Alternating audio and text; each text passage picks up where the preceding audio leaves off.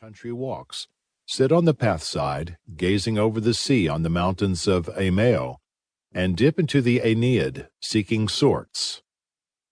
And if the oracle, as is the way of oracles, reply with no very certain nor encouraging voice, visions of England at least would throng upon the exile's memory, the busy schoolroom, the green playing fields, holidays at home, and the perennial roar of London, and the fireside and the white head of his father.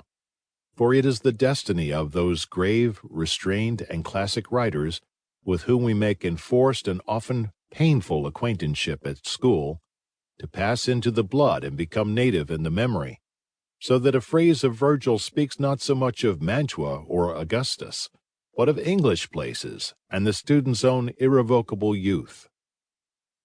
Robert Herrick was the son of an intelligent, active, and ambitious man, small partner in a considerable London house. Hopes were conceived of the boy. He was sent to a good school, gained there an Oxford scholarship, and proceeded in course to the Western University.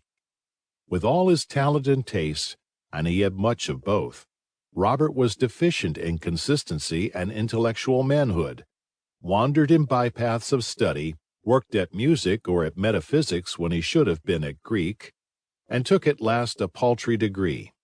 Almost at the same time, the London house was disastrously wound up. Mr. Herrick must begin the world again as a clerk in a strange office, and Robert relinquish his ambitions and accept with gratitude a career that he detested and despised. He had no head for figures, no interest in affairs, detested the constraint of hours, and despised the aims and the success of merchants. To grow rich was none of his ambitions, rather to do well. A worse or a more bold young man would have refused the destiny, perhaps tried his future with his pen, perhaps enlisted. Robert, more prudent, possibly more timid, consented to embrace that way of life in which he could most readily assist his family. But he did so with a mind divided, fled the neighborhood of former comrades, and chose, out of several positions placed at his disposal, a clerkship in New York. His career thenceforth was one of unbroken shame. He did not drink. He was exactly honest. He was never rude to his employers, yet was everywhere discharged. Bringing no interest to his duties, he brought no attention. His day was a tissue of things neglected and things done amiss, and from place to place, and from town to town, he carried the character of one thoroughly incompetent. No man can bear the word applied to him without some flush of color, as indeed there is none other that so emphatically slams in a man's face the door of self-respect. And to Herrick, who was conscious of talents and acquirements, who looked down upon the humble duties in which he was found wanting, the pain was more exquisite. Early in his fall he had ceased to be able to make remittances.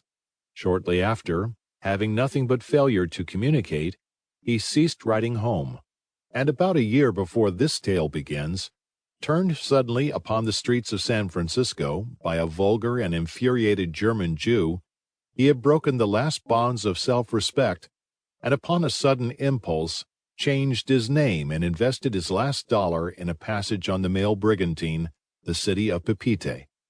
With what expectation he had trimmed his flight for the South Seas, Herrick perhaps scarcely knew. Doubtless there were fortunes to be made in pearl and copra. Doubtless others not more gifted than himself had climbed in the island world to be queen's consorts and king's ministers. But if Herrick had gone there with any manful purpose, he would have kept his father's name. The alias betrayed his moral bankruptcy.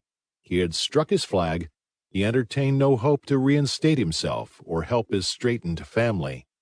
And he came to the islands, where he knew the climate to be soft, bread cheap, and manners easy, a skulker from life's battle and his own immediate duty. Failure, he had said, was his portion. Let it be a pleasant failure. It is fortunately not enough to say, "I will be base."